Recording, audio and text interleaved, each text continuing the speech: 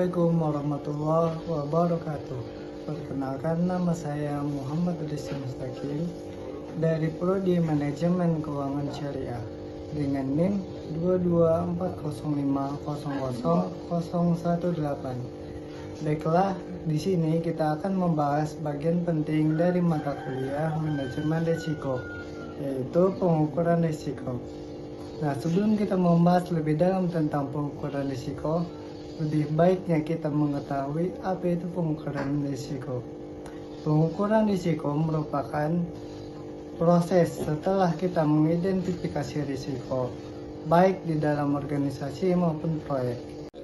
Nah, dengan melakukan pengukuran risiko ini, kita dapat mengetahui seberapa besar dampak dan kemungkinan terjadinya risiko tersebut. Nah, selanjutnya kita akan membahas pengertian risiko.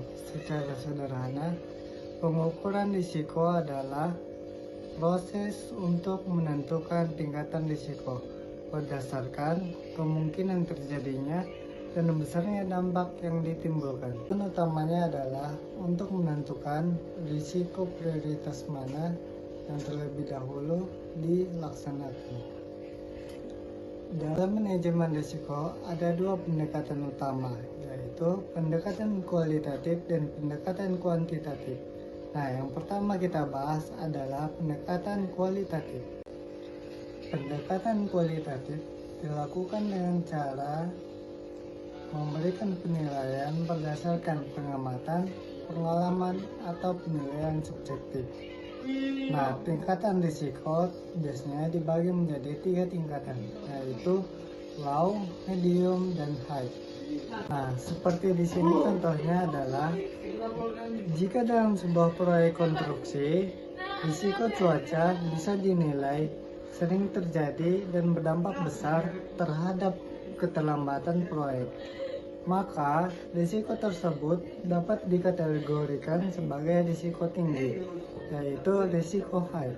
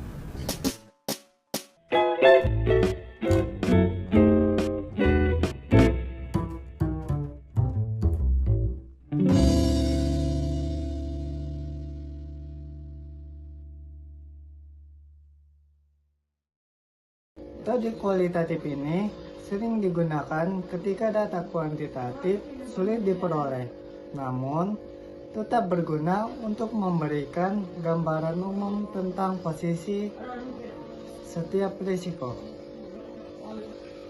Nah, selanjutnya kita akan membahas tentang pendekatan kuantitatif. Sementara itu, pendekatan kuantitatif menggunakan data numerik dan perhitungan matematis untuk mengukur risiko secara lebih objektif. Nah, beberapa metode yang sering digunakan antara lain, yang pertama ada namanya EMP, yaitu Expected Monetary Value, yaitu menghitung nilai ekspektasi dari risiko dengan rumus EMP sama dengan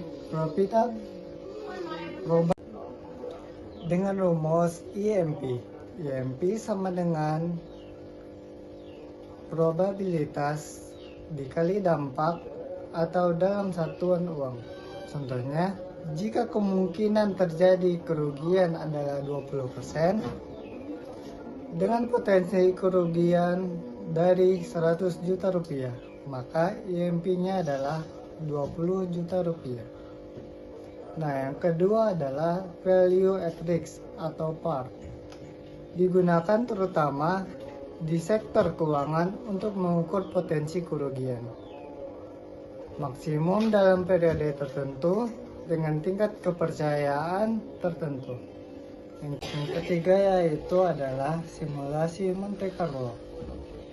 Nah, simulasi Monte Carlo adalah metode statistik yang digunakan untuk mensimulasikan berbagai kemungkinan hasil, terutama jika ada banyak variabel yang tidak pasti. Nah, pendekatan kuantitatif memberikan hasil yang lebih akurat, namun membutuhkan data yang lebih lengkap dan kemampuan analisis yang lebih tinggi. Nah, selanjutnya kita akan membahas alat bantu dalam pengukuran risiko. Ada beberapa alat bantu atau tools yang sering digunakan untuk mengukur risiko. Nah, diantaranya ada risk matrix untuk memetakan tingkat risiko berdasarkan kemungkinan dan dampaknya. Dan kedua ada risk register, berfungsi mencatat semua risiko, penilaian, dan langkah mitigasinya. Yang ketiga ada heat map, yang dimana visualisasi grafis yang menunjukkan area risiko paling kritis dengan warna seperti merah yaitu tinggi, kuning sedang, dan hijau rendah. Dengan alat bantu ini, pengambilan keputusan menjadi lebih terarah dan mudah dipahami oleh semua pihak.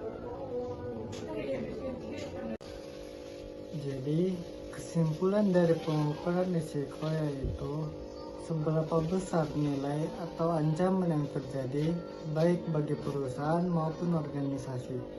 Nah, dengan melakukan pengukuran yang tepat, sehingga kita dapat meminimalisir terjadinya suatu risiko tersebut. Nah, perlu sama-sama kita ingat bahwa manajemen risiko bukan hanya belajar bagaimana mengelola risiko, tetapi belajar bagaimana mengelola ketidakpastian. Mungkin cukup sekian video yang dapat saya sampaikan. Kepada kita semua saya mohon maaf, kepada Allah saya mohon ampun. Wabillahi taufiq wal hidayah. Assalamualaikum warahmatullahi wabarakatuh.